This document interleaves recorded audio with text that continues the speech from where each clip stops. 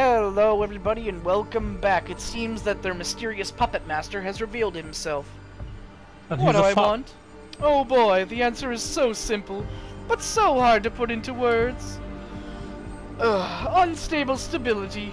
Cutting-edge tales of thrills and intrigue that push it to the limit, and then return to you tried and tested status quo. Gently, infallibly.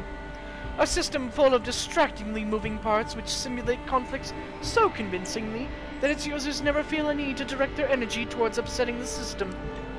Achieving the eternal through the disposable. Building a city that's like a ship of Theseus, constantly changing its parts, yet always maintaining the same purpose, serving the same goal at all times. A large-scale infrastructure that has something like an exhaust system for the spirit, something that, disperses the toxicity around instead of concentrating it in a single place. None of what you're saying makes the slightest bit of sense. Arturo is momentarily stopped in his tracks. He stares in the sky for a few seconds before a sad grin appears on his face. Spoken like someone who never really had what it takes to make it to the big leagues. With a theatrical snap of his fingers, he gives the last sentence a sense of finality. Something's changed in the air. You could swear you saw a shadow move behind Sophie. Goodbye, Sophie. A person appears behind Sophie. You can't believe your eyes. It's Adelaide Davis, holding garden shears in her hands. Oh, we probably should have dealt with Adelaide, huh? Mm-hmm. You take off and rush towards Sophie. You only take a few steps before a figure blinks right next to you and pushes you away. Arturo. Shit, we fucked up. We fucked up big. Mm-hmm. You hear the shears snip. Sophie's red hair conceals her face as her head falls, separated from her shoulders. Silence. I probably should have called out to her. Arturo's unpleasant laughter erupts right next to you. Oh, Jerricola, your career is moving at a breakneck pace. Moving up and up and up. Let me congratulate you on your promotion. Fuck. What do you want from me? What's the rush? I was about to get to that. Helene, feel free to leave us and take the Baron with you. Thomas, I don't think you should... Shush! You're just being jealous. Adelaide, escort the prince and dear old Douglas, please. I think this voice fits him a little better. Mm-hmm. Sure thing, darling. You're left alone next to Sophie's body, yeah? She may have been the one monitoring us for him. We probably should have dealt with her. Fuck. You try not to look, but it's hard to ignore her lithe frame decomposing in front of your eyes. Congratulations! You've won this little game. You set out on a suicide mission and successfully brought down the power-hungry wannabe tyrant, even if it probably wasn't the way you imagined it. Now you're free to enjoy paradise again. Life after death, immortality, eternal youth. What they don't tell you is, of course, living in paradise is inherently sinful when not everyone can partake. But you have to learn how to live with sin, don't you? He takes a melancholic look at the city's skyline surrounding him, the Statue of Liberty and the lights of Manhattan shimmering in the distance. You know, New York taught me to believe in fate. My unlife began right here, and it began with utter despair. My first instinct was to drown myself in books and keep reading and reading until literature gave me the piece of wisdom I needed to go on. Personally, I find reading a silly hobby in retrospect. Hey, fuck you. Reading's cool. Mm-hmm. I always had this minuscule hope that the next sentence I'd read could finally bring me salvation, but it never did. It only gave me fuel for this elevated, righteous, intellectual suffering. But the more I read, the easier it was for me to boil every paragraph down to a power relationship. The characters' influence over each other, the writer trying to impress the reader, etc. The strings everyone pulled to look like strands that weave into the fabric of fate. And once I saw its beauty, I got teary-eyed. My architect instincts kicked into overdrive. I didn't have to submit to fate. All I had to do was cooperate with it and wait for my time to shine. Give it my input wherever needed until it trusted me to do more. Thomas steps over what's left of Sophie, wiping his glasses with an elegant cloth from his pocket. And it did! Fate let me look after the city. With my architect's tools, I started quietly shaping the streets and corridors, while Kaiser and his ilk shaped the information flow. And among many tools this process gave me, one of them was a way to reliably come up with useful agents like you. The methods I used were crude at the time, but the route was there, and all you had to do was follow it. Some people write rulebook passages, the others plan city arteries. In the end, the effect is the same. Someone always follows. He puts on the glasses and gives you a long, hard look. You know, I have grown fond of you. You did so well. Even that idiot Callahan tipped the Inquisition off. You still got out. I kind of like that resourcefulness. So it was him, that motherfucker! Mm-hmm. I could use that kind of resourcefulness. He uncovers his wrist. So, take my blood. Just enough so we can start off on the right foot. As a sign of good faith. A sign that you're ready to play in the big leagues. Ready to behold the sights I've prepared for you. I think it's our final choice. What do you say, Jerricola? Ah! I got the trophy, damned if you. Wait, that's the end? No! Oh, no! Are you fucking kidding me? Oh, no!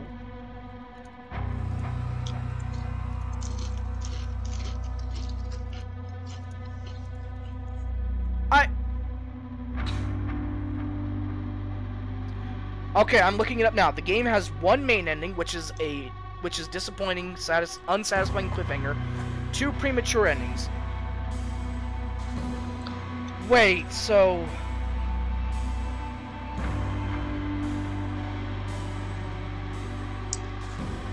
wait.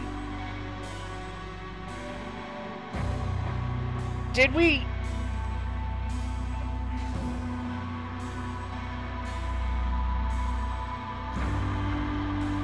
Was this all supposed to happen then?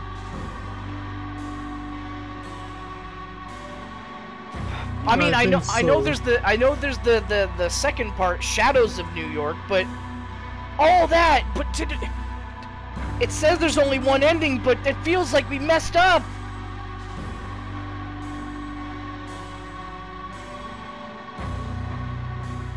I don't know.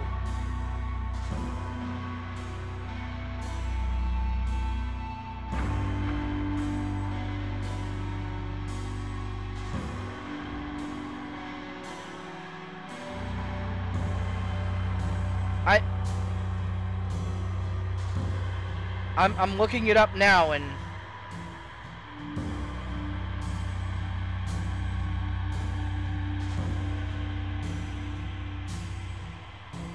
that's the ending. That's it? That's it. Oh my god. Are you fucking serious? But there was so much left undone!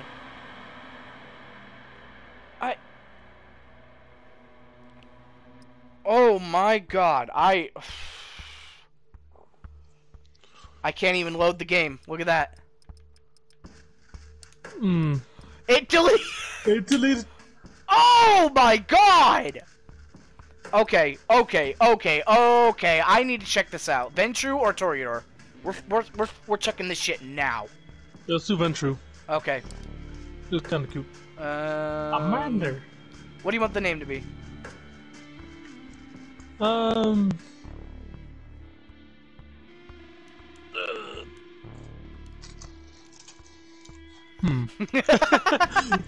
No, thank you. Okay, Amanda's not bad. Dawn. Yeah. A little fitting, don't you think? You'll never get to see it again. I wonder, does it start the exact same way? There has to be some reason for that ending. It can't just end like that, can it? I mean, Sophie Styx did. dead? I think that's Callahan. Either that or that's the fop dude that we just talked to, the glasses man. I mean, you Arturo? can... Oh, wait, it is different. Your phone rings. It's your boss, again. I don't know. If there's no dramatic changes to the story, do we keep playing, or should we just call it done and move on? There's no big changes. I mean, it's just flavor text at that point, right? Mm-hmm. So, I don't know, man. One of the investors wants to meet you. His voice, as always, the perfect mix of authority and sleaze. I'll come by your office in an hour. That's gonna be their voice from now on. You look at the clock. An hour? He's gotta be kidding. Yeah, I know, but stick around. He's a heavyweight. You want to make a good impression. Fine. You grit your teeth a little. The boss hangs up. 2 hours. Might as well pour another coffee into yourself and figure out how to best use this to your advantage. You suspect everyone knows that no, you're actually not happy with your current position. That, in fact, you feel squished against the glass ceiling that comes with the territory. Sure, your idiot superior might have gotten the job only because he's the CEO's golfing buddy, but you're going to put an unholy amount of work into your advancement. Times where you'd laugh off the idea of staying at the office until 9 p.m. You had a partner to go home to, the nightly Netflix and chill ritual to perform, complete with pizza or Chinese takeout. That sounds really good, actually. Mm-hmm. Ever since you moved up the ladder, though, your hours have only gotten longer. Food? Mostly at the company cafeteria. Sometimes takeout, always in a rush. You praise the heavens for your crazy metabolism and dread the day it finally decides to give up. Rest? At this point, the cleaning lady who takes care of the apartment probably spends more time in your bedroom than you do. You flash back to your boss quoting Shakespeare to impress his new, extremely attractive, and uncomfortably young secretary. For some must watch while some must sleep. So runs the world away. Drinks? Mostly with the colleagues, and they all pretty much hate you at this point. Another flashback, this time to the most profitable quarter in the company's history. Still, the board decided that layoffs were in order. Yep. That's what they fucking do. Mm-hmm. We're making a lot of money, time to lay off everybody so we can make even more money. Fucking assholes. Your boss didn't feel like letting people know in person, so he passed that privilege on to you. Oh. Gotta hand it to him. He always knew how to pick his battles. But maybe, just maybe, tonight is the night it's all going to change. You decide to play the good looks angle. Nothing too slutty. You leave your blouse slightly unbuttoned. Check if your ass looks as good as you remember in your pencil skirt. Mirror says yes. It's not something you're proud of, but you become too jaded to care. Knowing your luck, the investor is going to be one of two types. A self-obsessed Musk wannabe in his 20s, or a fat old pervert drenched in cologne. You hear the elevator ding. Time to get the show on the road. You take one final look in the mirror, and fix your hair as the footsteps echo across the empty hallway. The man who approaches your office is not what you expected. He's slick, to be sure, but he seems a bit more refined than your usual company man. Expensive suit, matching tie and shirt, confident in his stride, surprisingly good looking. Holy Who shit! the fuck? Wow! That is a scary man. He looks like a fucking golem, but like, I don't know, he also kind of looks like somebody. Like if I mean, Ron if he was Perlman, younger, he would look like Albert Wesker. yeah, like if Ron Perlman tried to play Albert Wesker or something. Yeah. Good evening. I hope this unforeseen visit isn't too much of an inconvenience. God, that voice. You're taken aback by how smooth and oh god. And his eyes, steel blue, cold, intense. He's all business, professional. Treats you in a manner that's appropriate to your stature. When he speaks, he actually looks you in the eye and nods your cleavage. He asks some question about your work, tells you how he's noticed your input after talking to the CEO, another golfing buddy, and he comes charmingly close to calling your boss an incompetent doofus. All the while, you try to guess his accent, but can't quite place it. European, sure, but where from? I know I've kept you long enough. Give him an Arnold Would you voice. indulge me and join me for a drink? Of course, for a minute, there seemed like he wasn't that kind of guy. But what the hell, you go with it. he seems nice enough. Besides, it's not like you have other plans.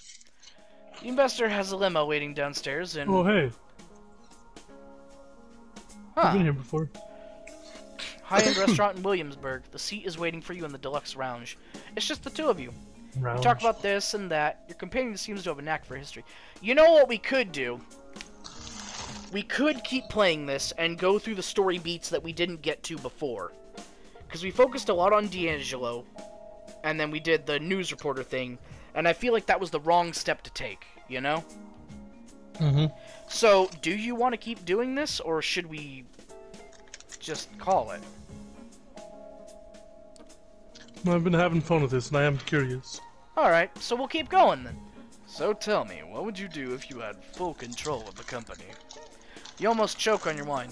This is your chance. You say what's been on your mind for months, but hide it behind a veneer of professional corpo babble.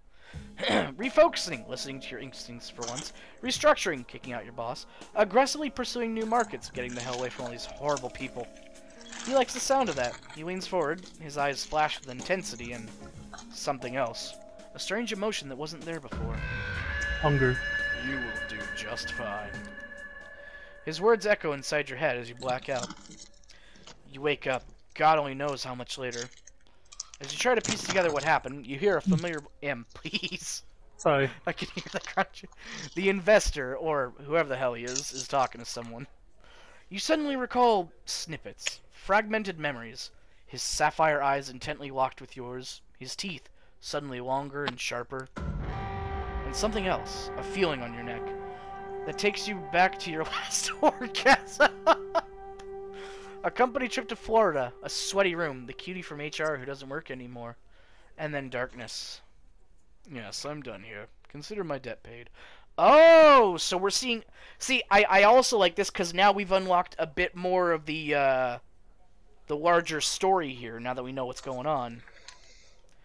The investor pushes the other figure aside and walks away from the lounge, barely bothering to look at you. The door locks behind him. Some time passes before you find the strength to get up from the couch. You touch your lips. Blood. Did that asshole hit you?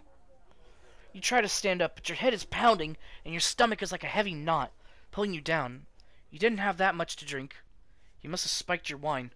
This is bad. You frantically check your clothes. Pristine. Doesn't make any sense. All of a sudden, a feeling hits you unlike anything else you've ever felt before. You fall to the floor, writhing in an all-encompassing pain, and... hunger. The big hunger returns! The big hunger. The kind that makes your insides burn. That cannot be denied.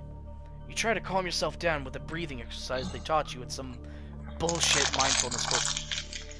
That's when it hits you. You're not breathing. And holy shit, your heart should be jumping out of your chest with that realization, but it's not moving. Not even a beat. The door unlocks. You hear a startled voice. A young man in a waiter's outfit, his accent thick with an Eastern European harshness, leans over and asks if you're right. For a brief moment, you wonder what the hell he's doing here. Everything is wrong. Then his smell reaches your nostril. Ah! It's intoxicating. Everything feels right again. He holds out his arm to help you stand up. You grab it firmly with both hands and you bite down. You sink your teeth right next to the old-school pin-up tattoo of Rita Hayworth on his forearm. No idea who that is. It takes you a moment to process what you're doing. A part of you wants to break away, but a stronger voice implores you to keep drinking. One thing becomes clear. You are definitely enjoying this. He only struggles a little, and quickly falls onto his knees. You could see his eyes now, pale blue and confused. You can only bring yourself to let him go once he collapses onto the floor. Oh, shit. Your bite leaves a mess of his forearm. Poor Rita, all bloodied, missing half her face. Did you just drink this guy's blood? Oh, fuck. You spit out a piece of torn flesh. Oh, fuck. That's a... Why? Here? What was in that fucking wine? Barely able to focus, your heart and your lungs still motionless. You reach for your phone and dial 911. 911 operator, what's your emergency? I definitely don't want to say I've... I can't breathe. I can't breathe. Ma'am, where are you right now? The door to the lounge swings open. The man who enters it is not the one that brought you here, though there are similarities. Is it Kadir? He's tall for... I bet it is. He's tall, dressed in immaculate suit, but the skin is darker, and the look in his face tells you not... Come on. He notices the smartphone in your hand. Yeah! It's our boy, Michael Morbius! Woo! Alright. That's all for now. But, yeah, I guess we're gonna go through for round 2. We're interested, and we kind of went all over the place, so, next time we're gonna focus on where it matters, and hopefully we don't fuck it up. Maybe use our powers a little less. Yeah. Anyway, thank you for watching, and we'll see you later. Adios.